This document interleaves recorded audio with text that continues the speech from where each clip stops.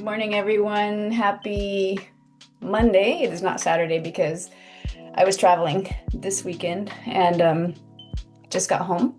Didn't have time to update the channel on everything. Actually, just walked in from the gym and I'm trying to get this done before the construction crew arrives to continue to work on our house because there's going to be a lot of noise. And so, anyway, we were gone for about a week and had a great time in Hawaii. And travel is hard. Travel is hard when you're trying to maintain specific macros and a specific workout. It doesn't have to be hard, I guess. It just depends on how much you want to adhere to whatever your program of choice is or whatever you're trying to follow. But it with a lot of planning, I guess maybe is the better phrase. It's totally doable. You just need to plan a lot up front. And so we did that. I'm thankful that my husband's on board with macros as well because it makes it a lot easier.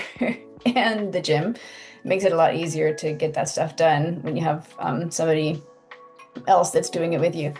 But anyway, so when we're traveling to a place that we already know, we can plan out what grocery stores and what things are available to us, and make sure that we get a kitchen with wherever we're staying. So we did just that, and we prepared food on both ends. So the full travel days, the food's prepared because you're going to make the biggest deviations from your plan on days like that, where you're just kind of moving all over the place. Limited healthy food is available.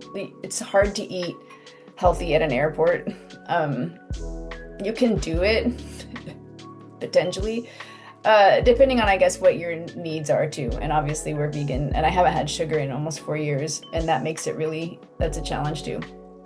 But the biggest help is to prepare your plain food because I don't even want to say try as they might. I don't think there's a great effort in making airplane food particularly healthy. They're expanding options in different airlines, but there's a long way to go. And of course, there's a whole study of what your taste buds do when you're up in the air at 30,000 feet. It's very different than what they do on the ground. So they're going to try and make things much tastier with, fat, salt, sugar. So a lot of the things that we're careful with. So I don't eat airplane food. And so we packed full meals because the flight was, 5 or so hours, and then you have airport time and whatever. So, lots of high protein snacks. And, I think we did a lentil and rice, and kale dish, one direction. And then we had, I think it was like lupini beans and garbanzo beans and like a marinara and kale in the other direction. Delicious. It tasted so good. And I'm always so grateful to have those when I'm on the plane and everybody gets to serve their food. And, airplane food is not delicious, but it always seems to smell good when you're up there. It's like exciting.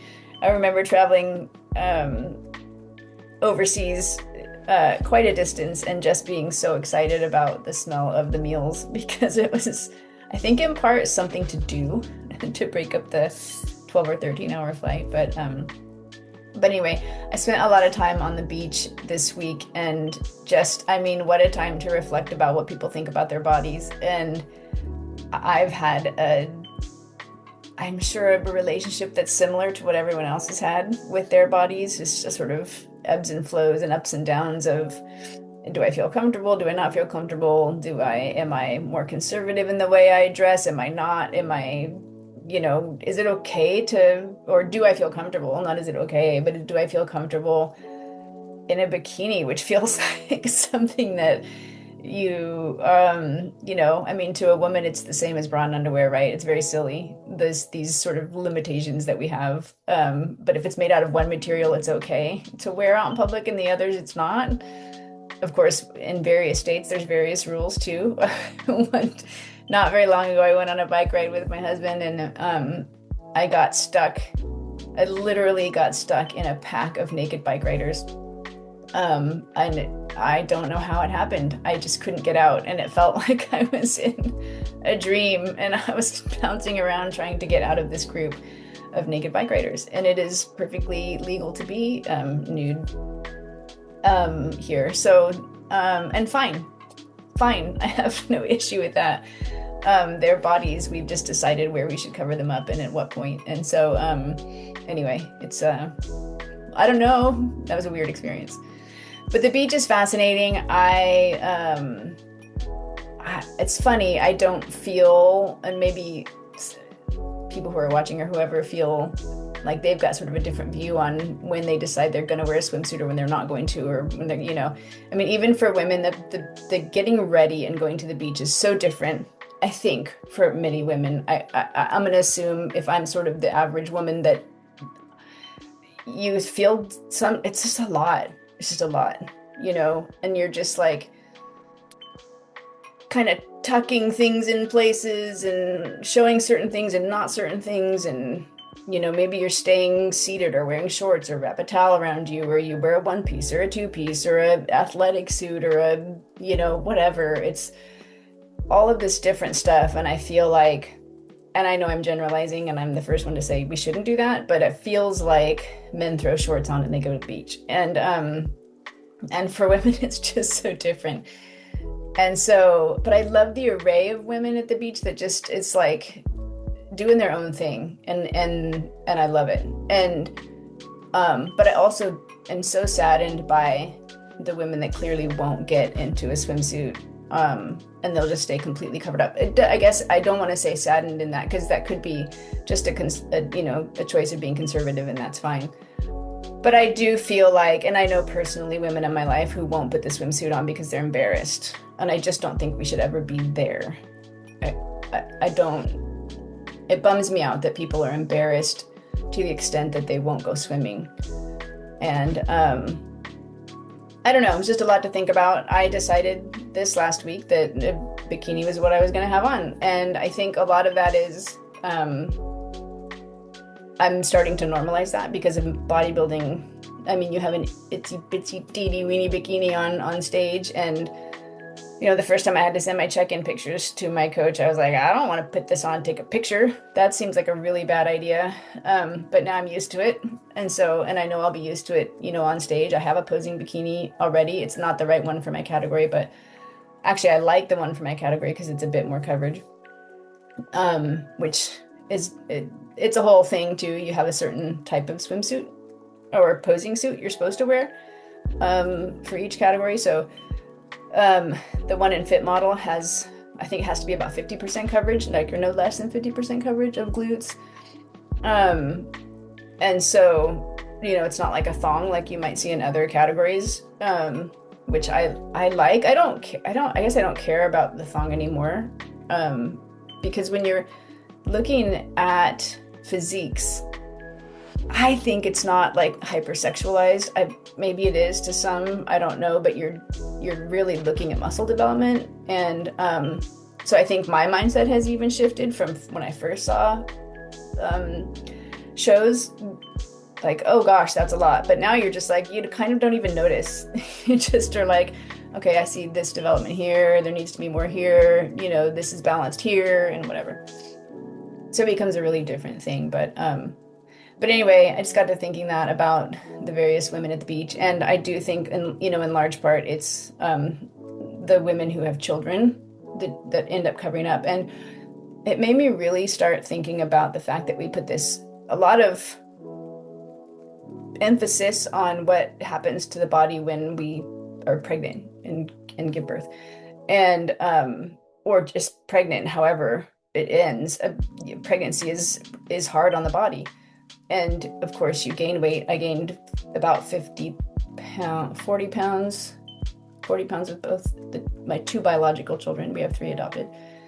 And I was young, very young. This is what we decided we wanted to do, is have children young. And so that worked in my benefit, because there was not your body when it's in its 20s, I swear, just bounces back. But still, it's just different. It's just different. I have stretch marks like everybody else. And so there's, all kinds of things that kind of shift. I remember putting on a swimsuit right after I had my first child, and not right after, but like shortly thereafter to go on vacation. And I was like, well, this is really different than it was before I got pregnant. But what I didn't realize was it's not really necessarily the pregnancy that was the challenging part on my body. Although, yes, your body's doing a bunch.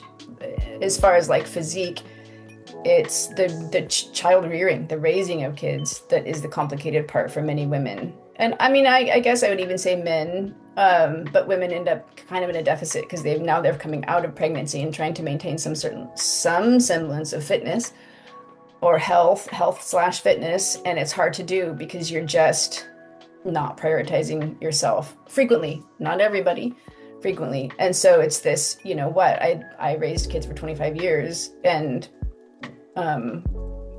during that time, I really tried to maintain some sort of fitness throughout it. Sometimes it was running, sometimes it was group exercise classes, sometimes it was lifting, sometimes it was CrossFit, it was all these different things, but I always tried to keep something going so that I wasn't trying to catch up all the time, or, when the kids are older, when, whatever it is, that then I'm going to start doing this. Well, that is a big fat challenge because you're having to like work from a deficit, or work from below this sort of set point that your body is like normally likes to be at, or whatever. Anyway, so I tried to maintain something over these 25 years so that when I was done raising kids, it wasn't complicated for me to get back into doing some sort of competing or whatever, or I mean just general health. It doesn't even have to be competing. So I think that's the hard part is making sure that you're still getting out there and doing something. And so then you have these women at the beach that are in the thick of child rearing, and I just don't think that that's their mindset is not, well, let me go get my run in, or let me go to the gym while I've got 3 or 4 kids, hanging on me and needing all of these things. I just like, I'm going to sleep. Or just sit down and have a meal or something.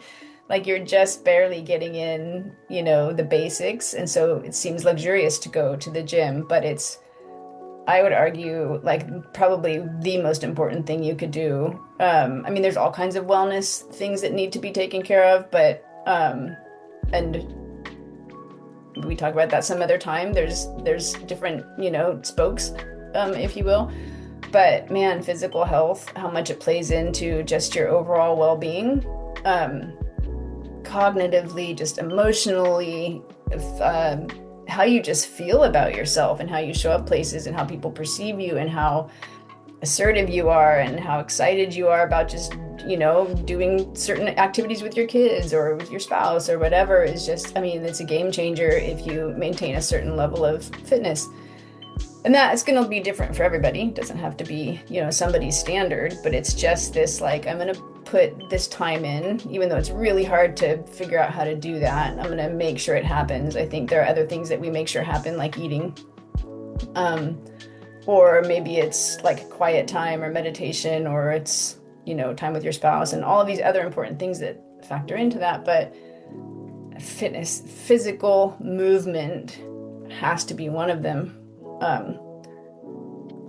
Yeah, anyway, that's just kind of where my mind was. But anyway, I'll throw up some check-in photos. I wasn't feeling well this morning, and I hurried through them because I ate a really late meal last night trying to just catch up to everything when we got home. And I just did not feel good. Didn't feel good at the gym this morning, which is the first workout I've had where I didn't feel good. But I think I've actually hit 10 pound gain in a year, which I think if you watched any of the past videos, you'll see I was thinking I was right around there. I think I actually hit it, and you would never know because of the shift in like the recomping of body fat to body to lean muscle mass. It's incredible.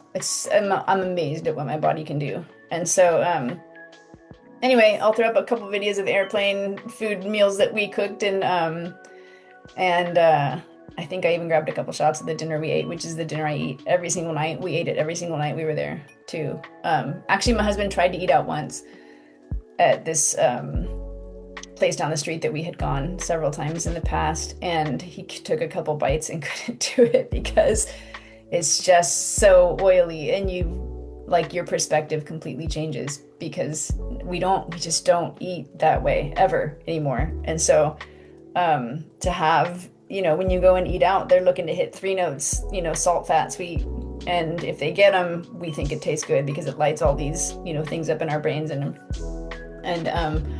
stuff just doesn't taste good anymore. I don't desire them.